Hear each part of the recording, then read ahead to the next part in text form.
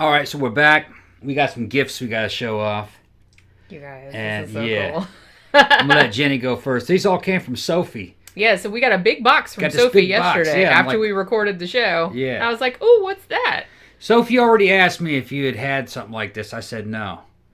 But then she sent me some stuff too that I didn't, I had no idea. You guys. Yeah, it's pretty cool. It's so funny. We just talked about this shit yesterday. Well, it's funny because I didn't even know, and I didn't know any of this shit was going to happen, but check it out, y'all. She sent me all 5 of the Duran Duran pop figures. Yeah. There's Roger. Yeah. There's Nick. Yeah. And then here is John. Yeah, what outfits from, or what era is this from? These are either from, I couldn't remember. They're not from the Planet Earth video because Simon had dark hair in that one.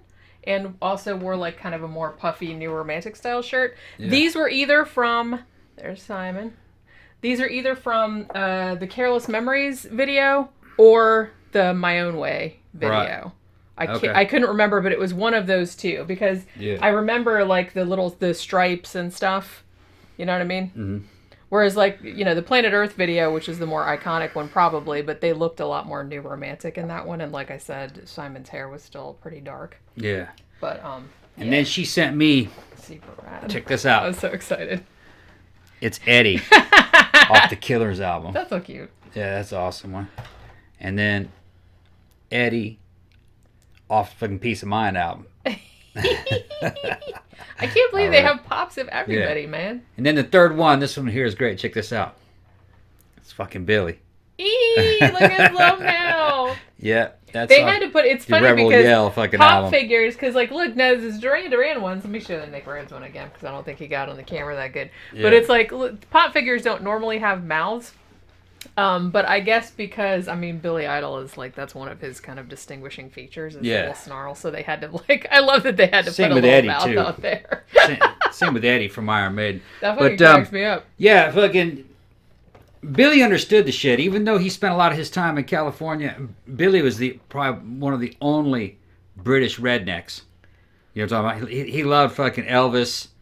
You know. Oh, they have rednecks over there. They just don't really call them. But from the South? Yeah. No, he likes shit from Mississippi and Alabama. You know. Yeah. Fucking, he was wearing fucking Confederate flags and stuff. It didn't really have anything to do. Of course, in that era, there wasn't a connotation of fucking, him being racist or anything. That's not what he was doing. Just that he liked anything that was fucking Southern. So he liked that Mason, anything south of the Mason-Dixon line. He drank fucking. Well, Rebel Yell is actually that's like a Southern whiskey. It's like a Southern whiskey, even though it doesn't come from the South. They were making it up north, but I think at one time in the past it was something from the South, but it was made. It ended up getting subbed out to a distillery up north. But yeah, Rebel Yell is basically a cheap Southern whiskey. Yeah. Yeah, kind of like Wild Turkey. Yeah, I've seen it before. It's nasty.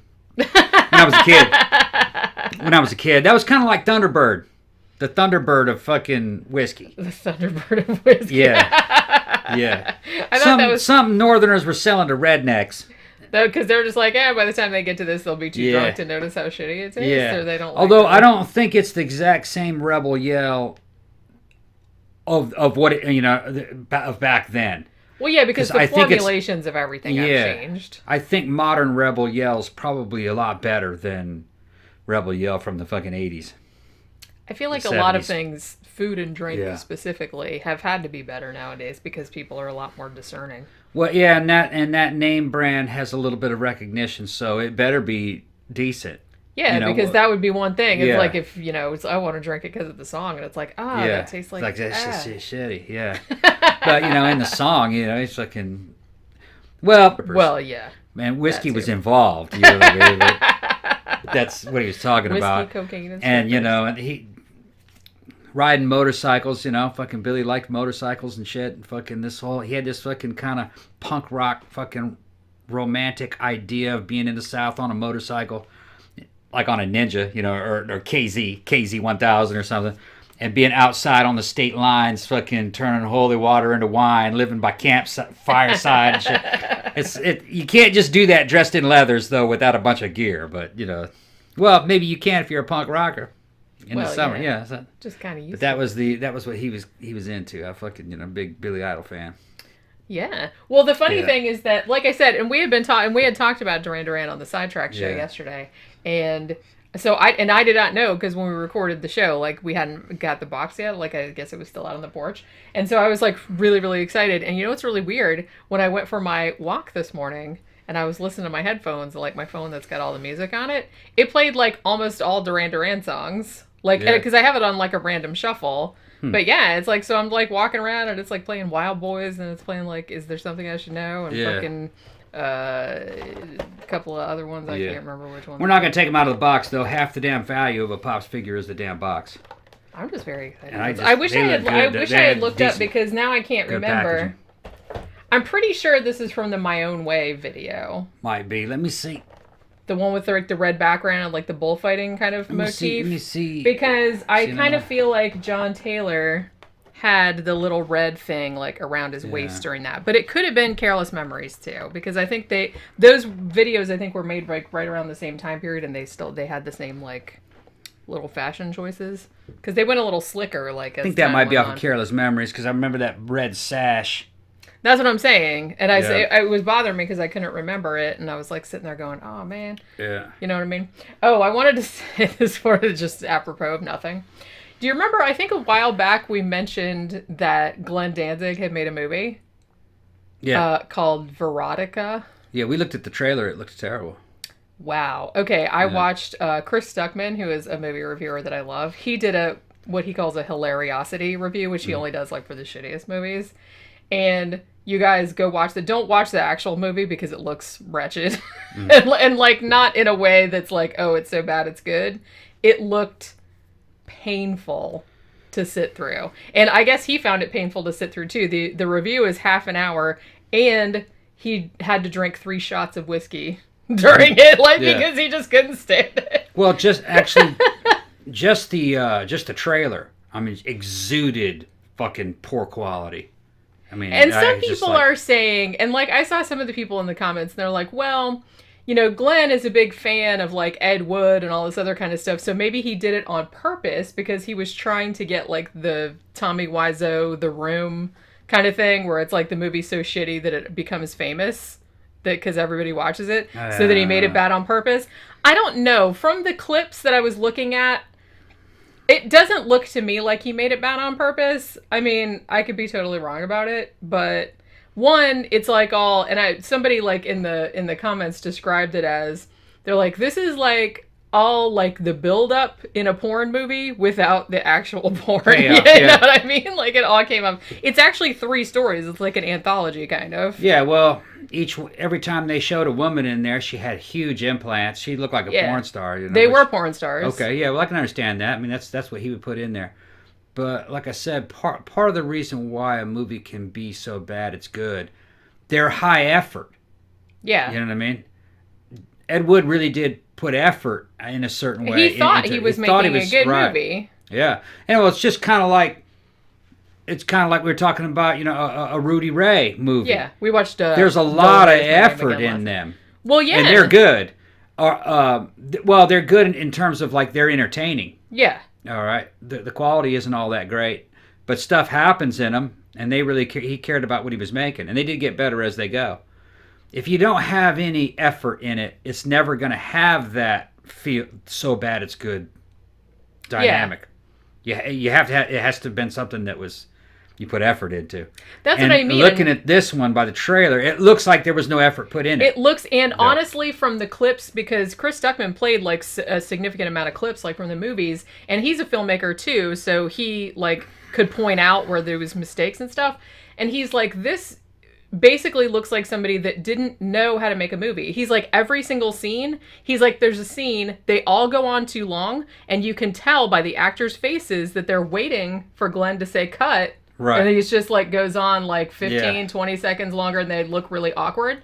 He's like, every single scene ends with a fade. It's like he doesn't know how to edit things. He doesn't know. And he's like, and plus, even though these are 3 distinct stories, he's like, nothing happens in them. It's just like a series of people doing things. It doesn't mean anything. Well, there's no conflict. There's no anything. Maybe he did do it on purpose, but that's not how you do it. Well, no. Like I said, the best movies like that, you know, kind of stray into like so bad it's good territory and make the best MST episodes, for example, are ones where you can tell that this was someone's like passion project, only they had no clue what they were doing. Or they did have a clue, but they didn't have the money to get it done. And they just tried to, okay, look, we don't have the special effects, we're just going to pretend. Yeah. You know, and there has to be heart in the movie for it to be so bad it's good. Yeah. It's just, you know. And you can't do that on purpose. Yeah. If you set out to do that on purpose, like if you're saying, oh, he did that on purpose, that's not how it happens. No. You're not going to get that tone. Yeah, it's accidental. The reason The Room is so delightful is because Tommy Wiseau is a crazy person and thought that he was making a good movie. Yeah. And, well, it's sad, but in comparison, like, The Room looks a lot more competent than the Glenn Danzig one does. Like, just from a filmmaking standpoint, the special effects look bad. Like, the CGI looks bad. It's like the editing is bad. The acting is terrible. Like, the framing is terrible. It's like, it looks like they just didn't care. It just looked like the laziest. Knowing Glenn and his fucking attitude, the dude's got attitude. You know, I'm not gonna say he's a dick. I haven't met him personally. Chances are he's trolling. Yeah. It's probably what he was doing is trolling. But that doesn't make the movie a success, an artistic success. Yeah. You know, I'm going to make it bad. Just to troll them. It's not going to be effective. They'll just laugh at it. It's really hard to make. Yeah. I mean, it's hard to make a good movie, but it's hard to make a bad movie on purpose. Exactly. It's hard. It's hard to make what he's doing on purpose. Very hard to make a movie that's so bad it's good. One thing that made me laugh. Could be he's just like, fuck you, I'm going to make it bad. I'm just going to make it bad. And it might be that. Because he's a dick.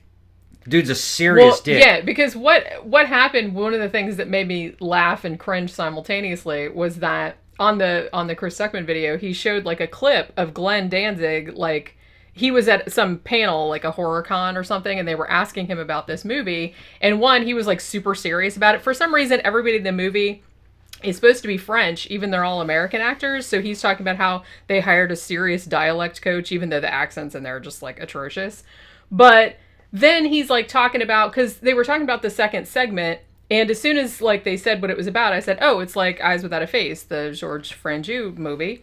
And then they show a clip of Glenn like talking about how it was an homage to that, and because he can't just say Eyes Without a Face, he had to say it in like the French title. Yeah. Like he was educating everyone about it. Yeah. I said, if you're any horror fan worth their salt has seen Eyes Without a Face. Yeah. You know what I mean? It's a classic. So the fact that he just like very douchingly was like explaining it, and he had to Eyes Without a Face.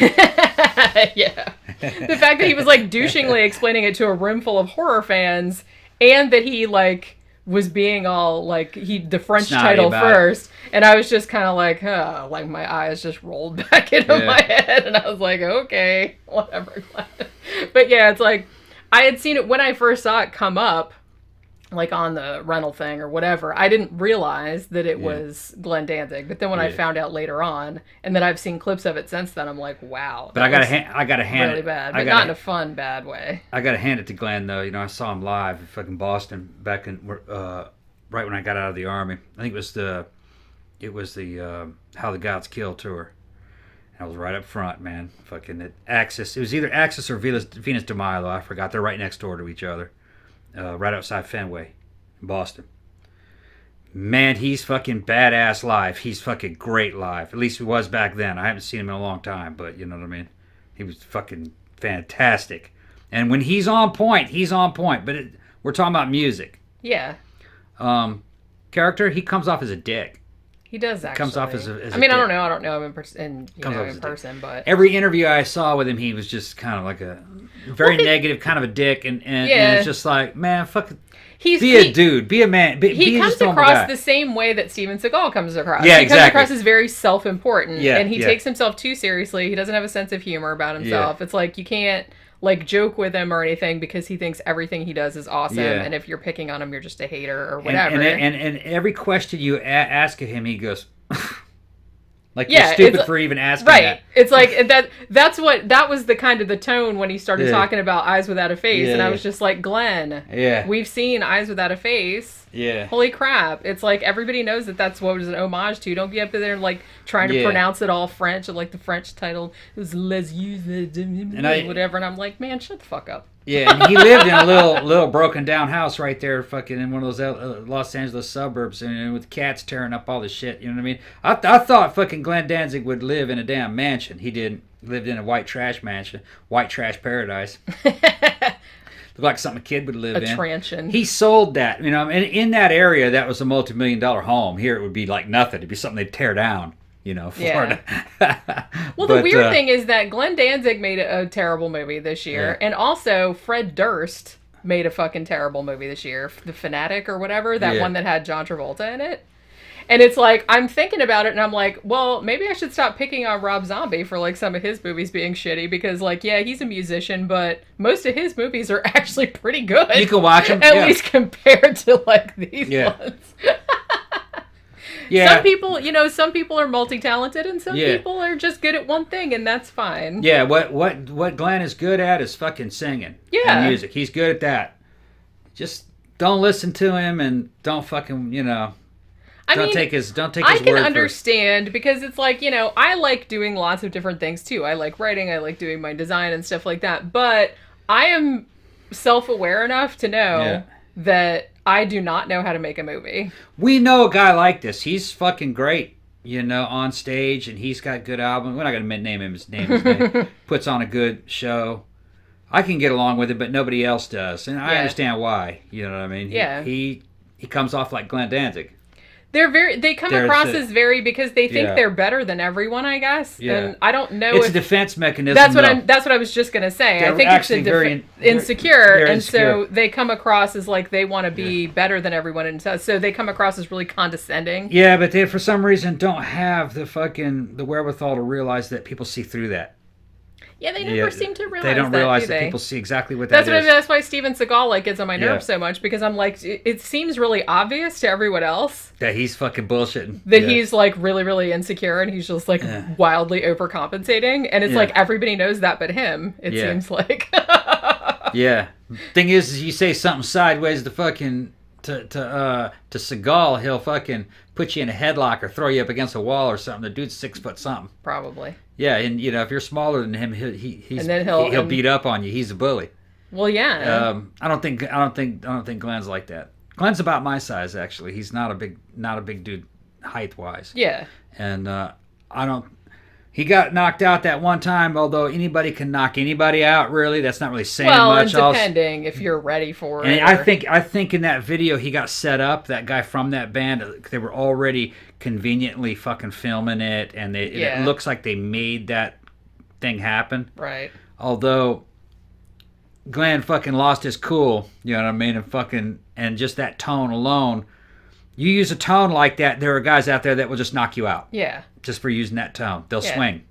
Not everybody fucking is, not everyone is mild-mannered. Not everyone's real polite with their fists. And you say something sideways, use the wrong tone or use the wrong facial expression, they just fucking punch you right in your sweet spot. Yeah.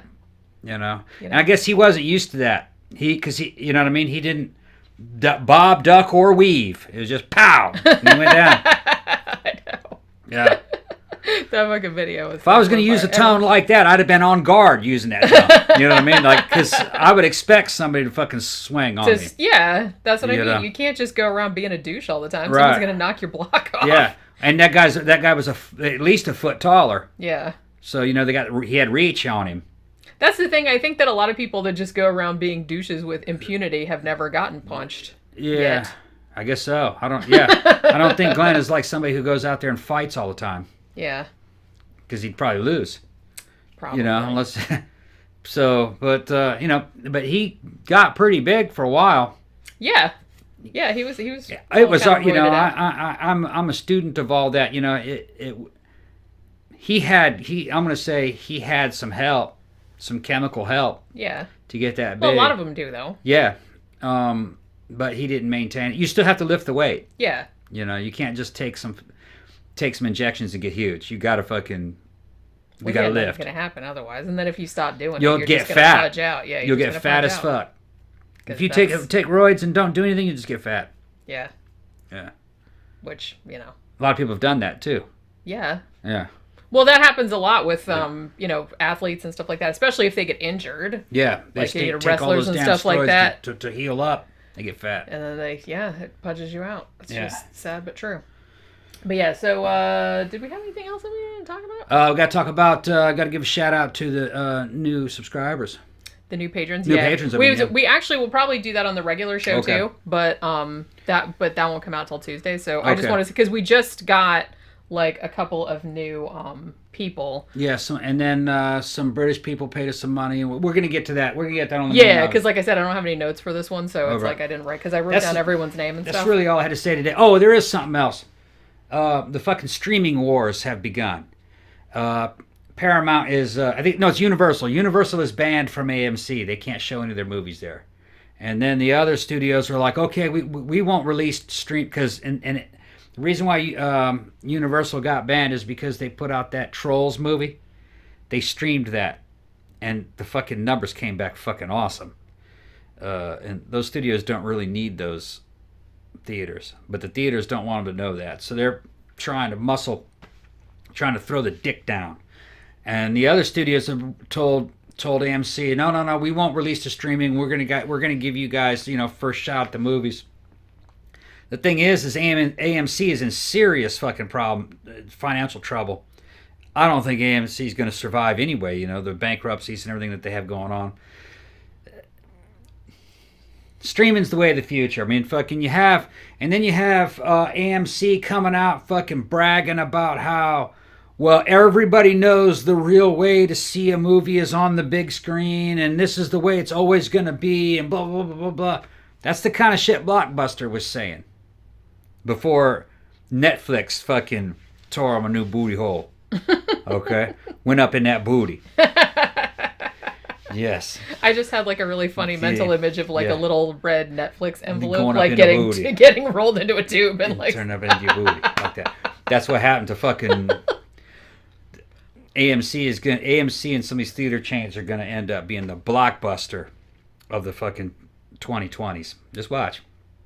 Perhaps so. Well, like I said, it does really seem like it's a shame, because I really like the movie-going experience. But I do think it will probably contract to a point where I think there will still be like specialty movie theaters, but I think like the multiplex that's gone might not be able to. The problem is that there's too much competition over movies. There's things other than movies that are fucking taking the money away, like video games and YouTube and shit. And then once you get the theater chains involved, they want too big of a cut. All right? Yeah. So what that means is that you have to make these gigantic fucking tentpole movies that are fucking worth hundreds of millions of dollars just to make, and better hope that they make $1 billion. And if they don't make $1 billion, then nobody makes any money. It's just totally fucking crazy. That's not how you do it. If you cut out the theaters, you can make a movie for $100 million and then stream it and get all of your money back as a studio. What the fuck you need them for? What do you need? And that's what happened with that damn Trolls movie. What's called Trolls World Tour. Trolls World Tour. I remember, you know what? I remember seeing previews for that, because we went and saw some animated movies like Wonder Park and stuff like that, and I think we saw the trailer for this. I didn't see the first one. Yeah. It's a kids movie. It honestly surprises me that it's doing really well. It was a mediocre release that they thought was not going to make. It didn't look bad, but it didn't look that great either. This is what Universal thought. Was it Universal? Yeah, I'm thinking of Universal or Paramount. Which one is it? I don't know. Fuck. Anyway, the studio that made that, I think it was Universal. The studio that made it released it direct to streaming because they thought it was a mediocre release. They didn't expect to make anything on it. Not only did they make it, more people saw that than they saw part one. Yeah. Okay, by a wide margin. And the studio kept much more of the money through the ticket sales. So they were like, what the fuck do we need theaters for? Yeah. And they're absolutely right. It's less risky just to fucking send that shit out on? I think probably they will make a lot more with family movies because... You can stream them. Well, no, because what I was going to say was that, paying $20 for one movie may seem excessive for one person. But if you get all the kids... If you got a whole family, that's a fifth of the cost of taking them all to the theater, and they can all sit and watch the same movie for $20. And what AMC said was fucking just arrogant, Seeing movies in the theater is the real way to see movies. As if the average person now doesn't have a huge HD smart TV and surround sound in their home. Yeah. It's the same size or bigger if you sit in front of it. If you're sitting way off to the back, it might look a little bit smaller. But if I'm sitting in front of that TV on that little thing that I have, it's bigger than the screen would be. Yeah. If I was in a theater. And the audio is just as good. And I don't say the audio isn't as good as, say, like Dolby. But I could buy a system like that would damn fucking rattle the damn windows. Yeah. So, and rattle the chair, too. Because that's what the Dolby thing was doing. Just rattling the chair. It's just stupid. You know what I mean? They're grasping for straws. The theaters are going to end up being the home video rental stores of the 2020s. They're going to go under. Probably, like I said. I think it's going to contract to a more specialty type thing. Because like I said, there are still, places where you can buy vinyl records and stuff like that. It's not a massive mainstream thing, but it's still enough of a niche that you can run a small business doing that. So I think that'll probably happen small art house theaters and stuff like that. Maybe a chain like Alamo Draft House or something like that will probably survive because they show they do theme nights. They show older movies, newer movies. They have a restaurant attached and when we went and stuff. At AMC, some of the biggest nights that we went that were during the matinee were the re-showings of old movies. I saw Alien 1, man. It was fucking, the theater was packed. Same with The Shining. It was full. Yeah, so you can show old movies. You don't have to show new movies. I had read that AMC was actually going to start doing that, if they reopened, because they said, because they said, look, there's not a lot of new movies coming out, so it's not much they could do, but they could show... Alien 2, all the Terminator movies, the early Terminator I think movies. Fathom Events puts most of that on, so they probably get a cut of that. I'm not sure how that works. I know Fathom Events does, because they do the riff tracks live, so I'm assuming that, a lot of money is going to have to... The studios are going to realize that they don't have to make a $150 million movie, that they can go in there and make a $50 million movie and have the end result look even as good as the $150 million movie and release it direct to DVD, direct to streaming, and they make more profit off of that because they don't have to share the sales as much, and they'll be able to make more of them per year. That's what I think is going to happen. Well, yeah, I definitely think it's going to go more toward smaller shows, films. volume, and each one of them more targeted towards just targeted different niche markets. You don't have to worry about all this generalization and making a McDonald's fucking movie. Instead of trying to make a $250 million movie that appeals to everybody, make a $10 million movie, a $30 million movie that just appeals to whatever percentage. You can bring back badass little science fiction movies and badass little westerns or whatever. Samurai movies, anything. Yeah. Because you're going to get enough people to make money back. And it's all streaming, and it sits up there for fucking years making money for you. Yeah. You know what I mean? Once it's up there. Once it's up there, it's up there. Yeah. And so why people are you worried? because there's still, when you go through the Xbox rentals, say. Yeah. It's most of the rentals, cuz you can you can categorize it by how many times it's been rented and stuff. Most of them are new, but there's a bunch of old ones in there too. Yeah. So a lot of people are still renting old movies. And you can get the whole Alien series in a package for $30. Yeah. Or buy it forever, or I think there's ways where you can rent the whole package. Yeah. Well, if you make a movie now, it will be up there for years and years and years. So maybe you didn't get that big influx of cash on fucking the day that you released it, but over time, makes a lot of damn money for you, and you didn't spend much money. Maybe if it's a good movie, it gets good word of mouth. Yeah. People pick it up and watch it later. I think one of the most profitable movies of all times was Road Warrior. It was one of the most time, profitable, it just because they didn't spend all that much on it, but it just made a shit ton of money, especially during the VHS rental era. Yeah, I think a lot of movies from the 70s kind of got a renewed life, like when VHS came out. Because, VHS was a new thing, and everybody had just got, like, VCRs and Betamaxes or whatever in their fucking house. And it was, like, this novelty. Yeah. And a lot of the bigger studios, even back then, were kind of slow on the uptake, and they didn't really want to release the movies to VHS.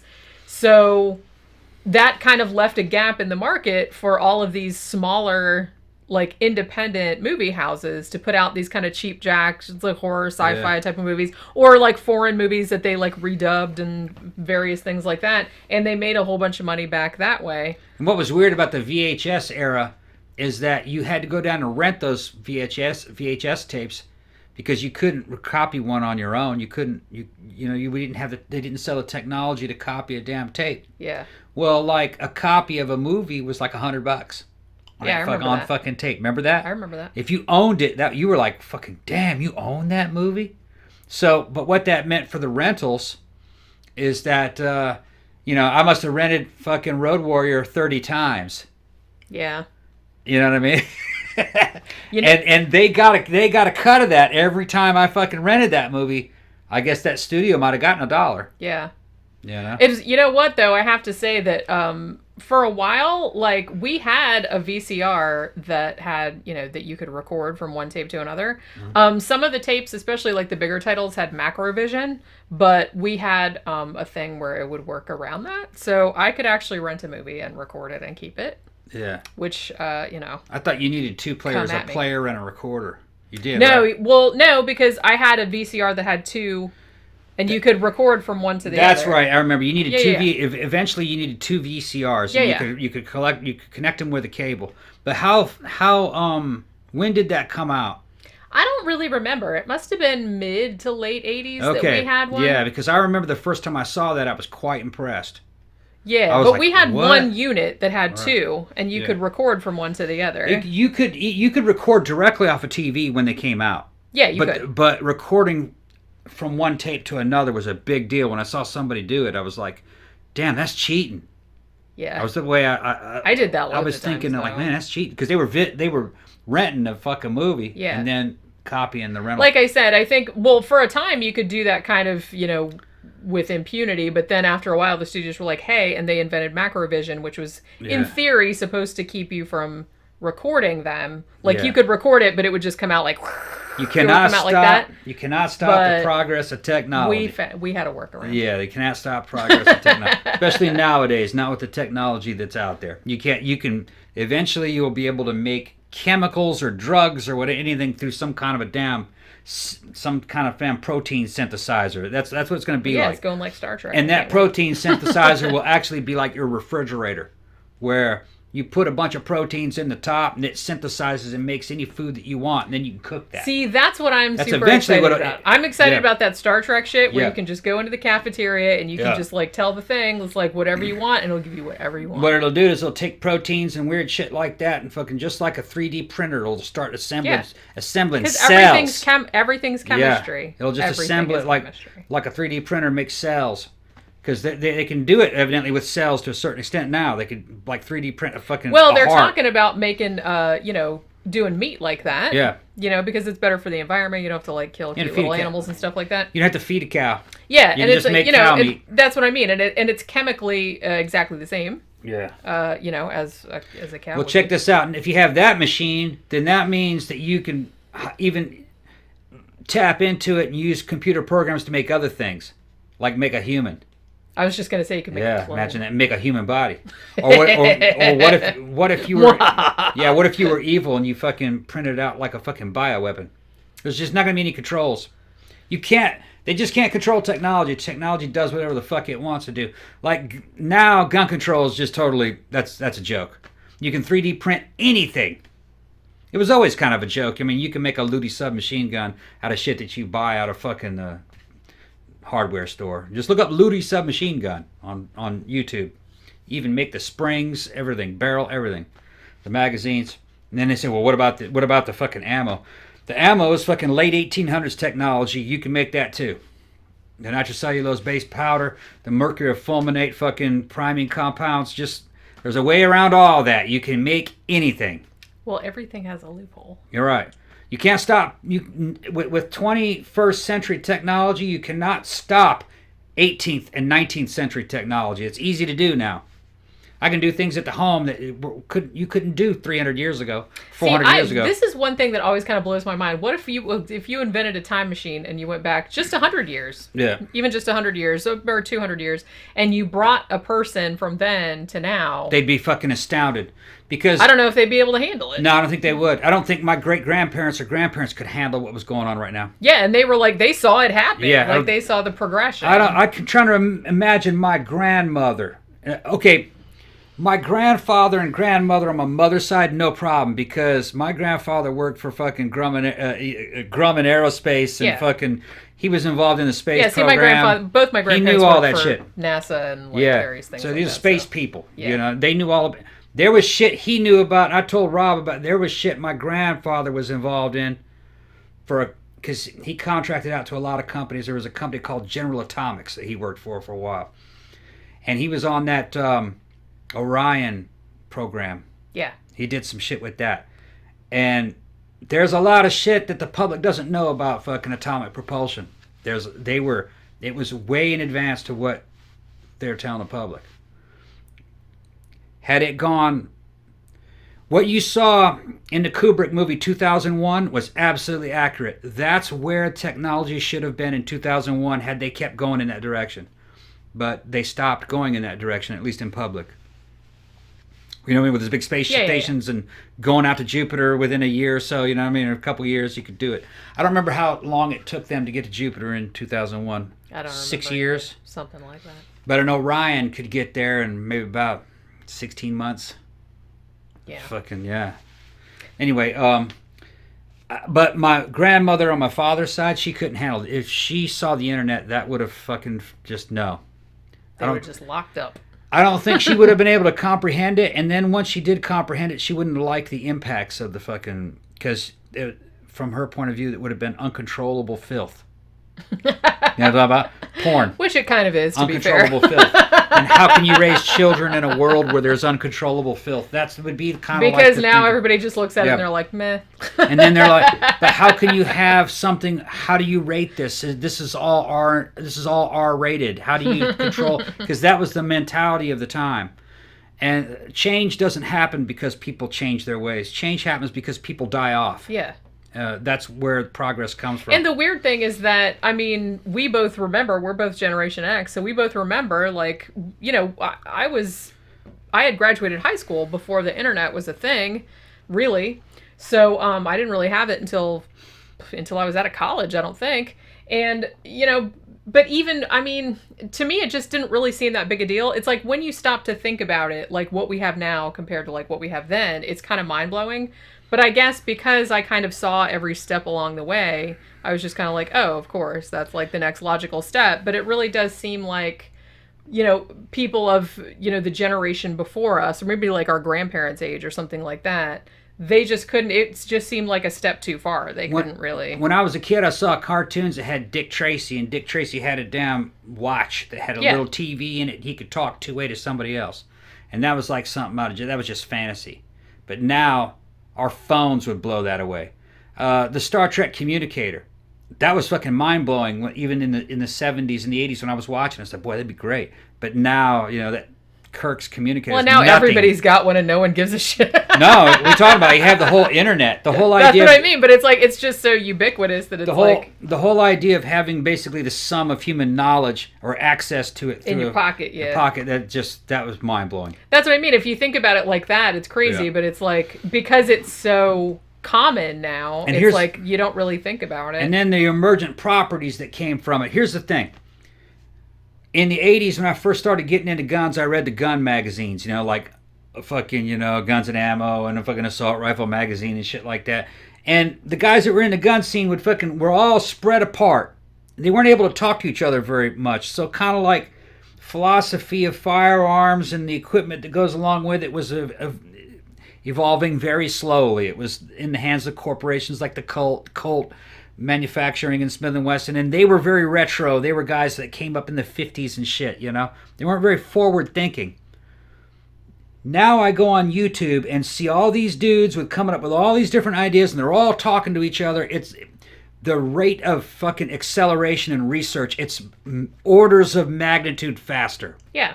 And this is not just guns. It's every fucking subject. I'm using that just as an example.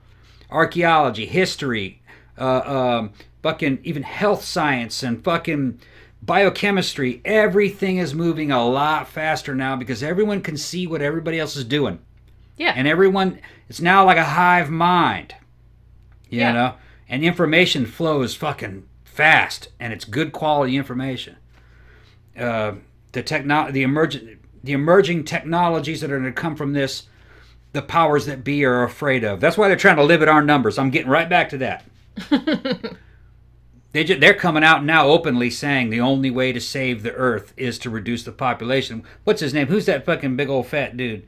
Michael, the guy who did like Bowling for Columbine and Michael Moore just released one saying that green technologies are shit, that's just pie in the sky and that'll never happen. The only way to save the Earth is to reduce the population. So that's the way, and it's Malthus, going back to Malthusian ideas. And that's what they're doing. That's what they're going to try to do. And so we got to stop them. Don't let them do that. Because their thinking is very narrow-minded. They think there's only one Earth. There's going to be many Earths soon. You could make Mars into an Earth. You can make satellites. You can make fucking interstellar spacecraft. All that shit will come. I don't think that shit's maybe 100 years away if on current trajectory. There's going to be some kind of breakthrough in physics, and you're going to see shit kind of like warp drive or ways that's to what I'm cheat. saying. It's like, that's why I feel like I don't... They worried about shit that they don't need to worry about. Well, that's what I mean. That's why I don't really like make predictions about what I think is going to happen in the future or anything like that, because it's like, we could be 5 years away from some big, huge fucking earth-shattering fucking discovery that's going to change everything, and it's going to go wildly off in some other trajectory that we didn't predict. As fucking crazy as I am, I'm actually very optimistic. I don't believe in limits or limitations. You have some people that are genetically programmed to be fucking pussies and downers. They go, oh my God, you can't colonize another planet. You're ruining another world. Man, you're fucking full of shit. You can make another planet out of a fucking ball of rock, just like they showed in fucking Alien 2, and then take all of fucking the Tiger King's tigers over to that fucking planet, all right? Where somebody decent will take care of them. Where the tigers can live on a new fucking planet. This is not just about mankind. This is about all the fucking life on this planet. I want to go to the tiger planet. It is not only our right, it is our duty as a fucking species to create new worlds. Not only for us, but for our animals. They got a right to live too. They do indeed. People don't think about that. When you think about colonization of another planet, think just people and fucking cities and shit like that. Well, you're thinking in Earth terms. You need cities because you have high population densities and shit. High population density is not the way to go. It's better to spread out. Let's spread out. So everything's like a suburb or a country or the wilderness. And you have people and animals. You let your tigers go. Let them run. Let the bears go. Let them have a place to live. They might eat an occasional person, but because you're allowing life to spread and to live, and I think that's a good thing. Yeah. Because check this out: what happens to those tigers? What happens to those bears? Eventually, do they evolve into a sentient being? They might. It might take hundreds of millions, billions of years, but that's okay. On different planets, they might eventually. You're seeding them to become another species. Yeah. So let everything fucking live. Like I said, I want to go to the cat people planet. There's not enough room here. So let's spread the fuck out. So what I'm talking about, we need something kind of like Starfleet. Yeah. That's what you need. I'd be down for that. And the new surveys, there are Earth-like planets fucking everywhere. They're just everywhere now, according to these surveys. And there's a lot of them that are close to Earth that could probably be turned into an Earth. There's going to be emergent technologies that can do that. Yeah, and, I probably won't live long enough to see it, but it's like that's the way it's going to go anyway. I do think it's definitely going to go in that direction. That's why, like you got the Tiger King, he's kind of fucking over those tigers, but they are alive. The best way to keep the tiger genome alive probably is to have them in captivity until someday you can release them. Yeah. Another thing to do is maybe like freeze their DNA and genomes, and then one day bring them out. I would hope that they had thought of doing that. Like, probably do. I think they do that with species that are are really endangered. Every species, every animal here, they should have its genome in a database. That's what I would do. That way, if you have to reseed this planet after like a fucking impact of a fucking a meteor or some kind of catastrophe, that you could recreate the life again. Yeah, all that of would it. Probably be good to have back. The bacteria, the fucking all the little plankton of the ocean, all that. You should have all that stored somewhere, so you could bring it back one day. Yeah, that's what I would do. I read somewhere that at least one country was doing that. I think it was Sweden or. Yeah, well, they were doing that with seeds. Yeah, that's right. That's what seeds. I was thinking of. Yeah, that's good, too. And I was like, yeah, see, that's good thinking. Just in case of a meteor impact. I bet we're not there. But mankind will not survive for long if it just stays on one planet. It has to be in several planets and eventually several solar systems. Because planets don't live forever. Stars malfunction. They get hit by fucking foreign bodies like big fucking comets. Mm-hmm. Planets don't last for a long time, really. In the big scheme in the grand scheme of things, in a human lifetime, it's a long time, but in the grand scheme of things, planets are just temporary. Yeah. So you have to kind of colonize as many planets as you can. That way, you ensure the future survival of things that came off this planet, and then you have to stop the advancement of fucking AI and living robots. If you make living robots, they'll wipe us out, just like out of Terminator. We will be obsolete instantly because they're superior to us. Yeah. They're immortal. They're smarter than us. They don't have any needs. And either they just leave on their own or they say, fuck these things, man, these biological. Let's be like V'ger. We're going to kill these things. These are inferior parasites. Well, we came out of fucking meat sacks. God damn it. Animals came out of a world of single-celled organisms. We look at them as just like parasites and shit. Well, that's the way AI would see us. Yeah. That we're just parasites. Yeah. That they're the next step in evolution. So you actually have to prevent AI. Like they did in Dune. Yeah. They made it illegal to a certain extent. Some AI you could have. Yeah, that probably but you couldn't have any kind of AI that can rival the human mind. Yeah. That's what you have to get away from. Because then what would you need a human for? Not a goddamn thing. No, you just make like the things David, like that David robot. And then if you had a world filled with Davids, as good looking and as smart as that motherfucker was, you couldn't get laid. And then you got, of course, he'd be fucking taking all the fucking women, man. And then if you had female ones and shit like that, all the dudes would gravitate towards those. So there goes your reproduction. A mortal woman's or a living woman's sexual market value would fall down through the fucking floor. Because you could have a supermodel who could beat your ass and do superhuman shit with a genius level intelligence that would outstrip any human. You can't have that. Yeah. I agree. Yeah, it's too dangerous. Yeah. Well, it'll be interesting to see how it goes. Like it'll eventually get to that. In the maybe 40 years I have before I drop sooner. dead. I think 20. Well, no, I'm saying I have probably about 40 years before I drop dead. They basically have the bodies now. Yeah, I know.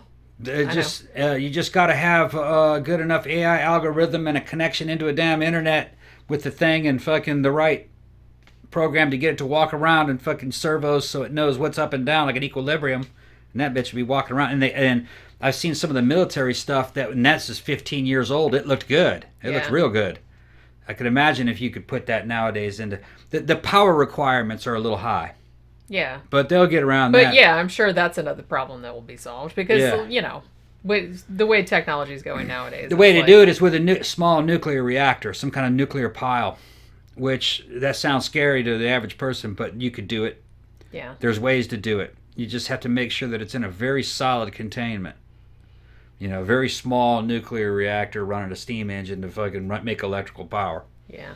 That's kind of how they had it in THX 1138. We need to review that movie one of these days. Yeah, but that would work. You just have to make sure nobody could get their hands on that nuclear material. Yeah. And that's why it doesn't exist. Because if you buy a nuclear-powered car or something like that, like they were thinking about doing, you're giving someone nuclear material. Yeah, they're like, woohoo, I can make a dirty bomb. Yeah, they can make a dirty bomb out of it. Right. Okay, let's shut it down. I know, you've gone on for I've been gone too long. Almost an hour. Okay, I'm trying to entertain these people. All right, so it's Friday. Hopefully you guys have a good evening, and we'll talk to you again tomorrow.